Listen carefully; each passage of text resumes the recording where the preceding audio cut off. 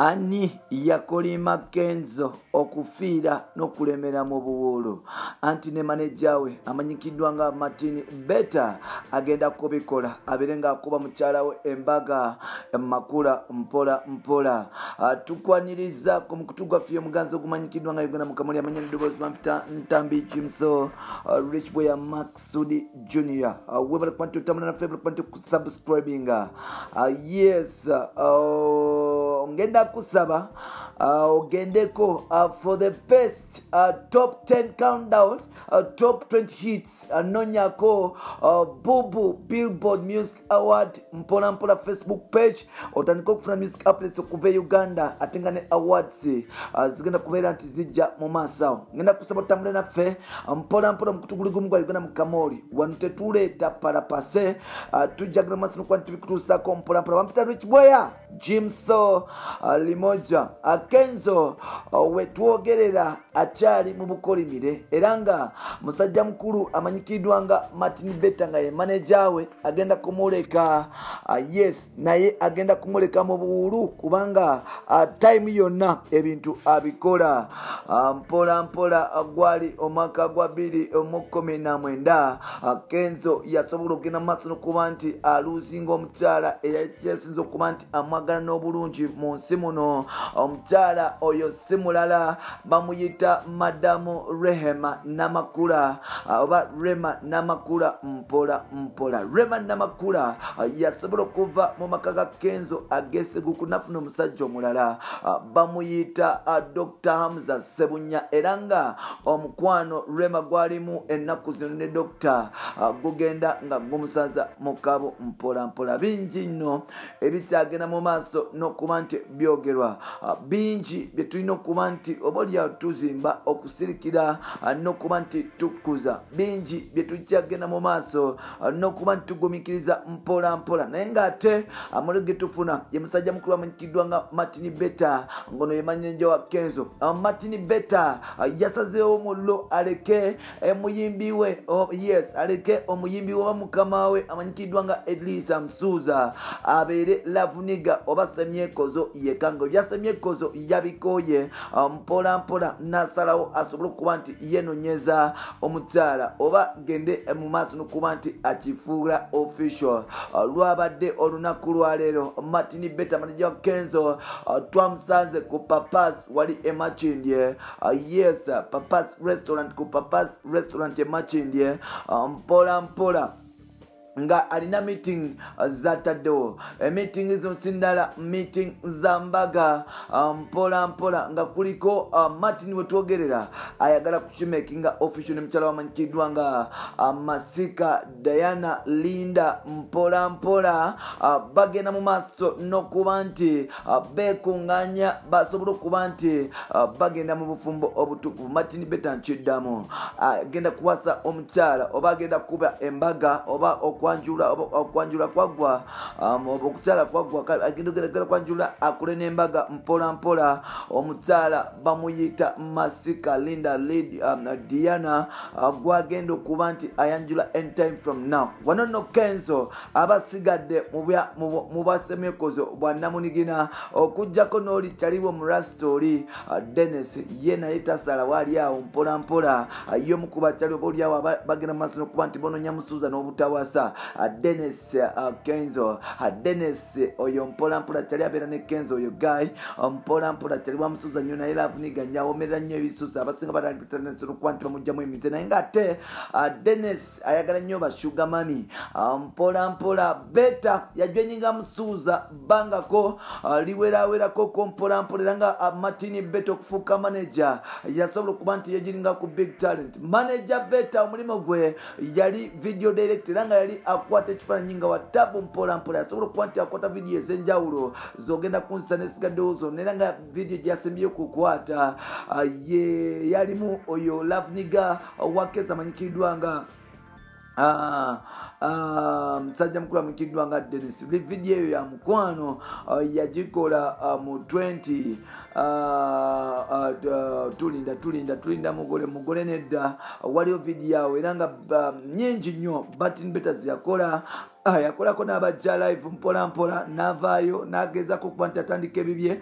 Kenzo n'amugatta ku management olwono Kenzo ng'abala nti Betta asobola okuba nti amukwatira vidiyo n'okuba nti obaoliawo bwagenda e Bulaaya amufunira footage engeri gye yali nti obaoliawo atandise okufuuka international star nga footage ajja mwetaaga ate nga yeetaaga omuntu abimanye. Martin Betta kyamuyamba nti yali yasomako n'emirimu ng'agimanyi n'atekinga over Kenzo era nga babadde bonna ebbanga mpitirivu mpola Kenzo ne Martin Betta bakwatagana iva match ate Martin Betta yalaga nti bwa manager ali serious ku bintu byakola. Muyimbi we yagenda maaso n'okuba nti aluzinga omukyala. Tujjukira nti waliwo amawulire agatambula mu nkubo nti Kenzo agenda mu maaso n'okuba nti aperereza space then okuba nti yegatta aba bafunako newe batuuka mu mboozi z'omukwano. Abiva match ate wabaddewo olutalo nti nga bagamba nti ate Precious Remy ayagala naye kuyingira system. Kwegamba ebintu bya Kenzo bikyali awo. Kenzo ageze mu maaso n'okuba nti asampulingako abakyala bano wamanga mbu Lydia Jasmine omukwabo mpola bagenda okuba nti balozaako ku musajja mukulu amanyikiddwa nga Kenzo. Bamanyi obuwomi bwe, bamanyi empiso ye bwefumita mpola n'obuwomi n'obulumi bwevaamu ng'emaze okuba nti efumita mpola. Omukyala omulala bamuyita Mathake. Ono Mathake baali bamugabana ne musajja mukulu amanyikiddwa nga White Bender. Yes, ebiseera ebyo Mathake yali ayagala White Bender ate nga ebiseera ebyo ate White Bender yali ayagalayo omukyala omulala kubayita Julia muzalire w'omwana mpola. Bagenda mu maaso n'okuba nti bakikwasaganya. Kenzo olwamala okujjako eyiye n'asulawo Mathake ne White Bender n'asulawo Tawero mpola. Rema n'amakula y'omukwabo Mami Tracy oba Mami Amaya Musuza y'omukwabo Kenzo yagenda maaso n'okuba nti asulawo mpola n'okuba nti asampulingako. Waliwo mukyala omukwano gwa Rema Nfanfe. Kenzo yagenda mu maaso n'okuba nti amusampulingira yamuzina yazina amazina ge bayita ndombolo ya solo. Omukyala ono si mulala bamuyita Evelyn Namulondo. Ono yali mukwano gwa Rema. Kenzo gwe yagenda mu maaso n'okuba nti akwana okusooka olwamusuulawo n'akwana Rema n'amala n'addamu n'akwana Evelyn Namulondo era nga Namulondo yafuna omukisa Kenzo n'amugulirako emmotoka. Bagenda mu maaso n'okuba nti bakyankalana era nga Kenzo ebiseera ebisinga yalabulanga Rema n'amakula n'amugamba nti oyo mukyala omwesibako naye ate omukyala twalina ebyaffe nkusaba wali muwadde gaapu. Omukyala yagenda mu maaso n'okuferotininga Kenzo nga bwagenda okwono n'obufumbo bwe yamala n'akituukiriza era nga yasobola okuba nti akwata Rema n'amakulu obwongo n'amufunira abasajja ab'enjawulo mpola paka bwe basigula musajja mukulu mukyala mukulu amanyikiddwa nga Rema.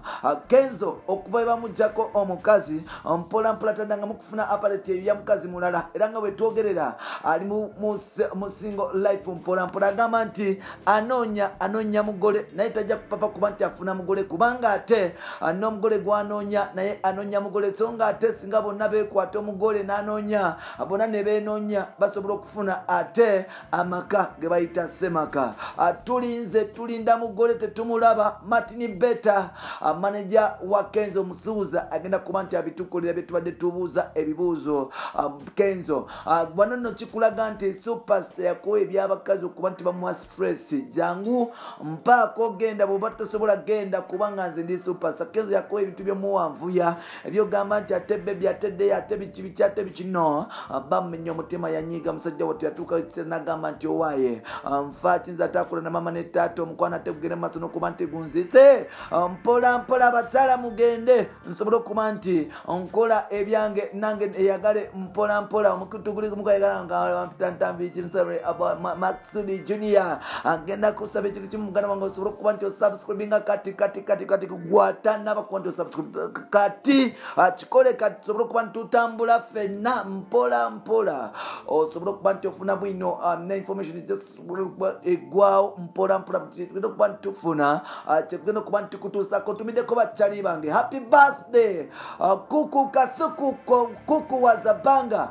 Uncle Isaac bannange Kasuku ampita Uncle Jimso big up on yourself man. Happy birthday my brother Kasuku outer Dembe FM Kogata Spark TV ne YouTube channel ajina bajita Kasuku live my comrade Kasuku oyena yampita Uncle Jimso, muyita Uncle Isaac. Mwebazako ekintu kibiyagambo ye Jimso. Funayo omuyimbi gwofuna. Yanemfuna palaso. Yampa omukono ne tumupushinga. Nyampa courage okola kati ebyenkola. Asonolwecha I respect you my brother Kuku was banka suku nemane semangengene. Tata wange mbadde ngenda kuwayo ekirabo ekya birthday naye ankunonyeza sikulaba ngenda kikuwa kyabo kyengenda okuwa mama Nicholas tabiwulira.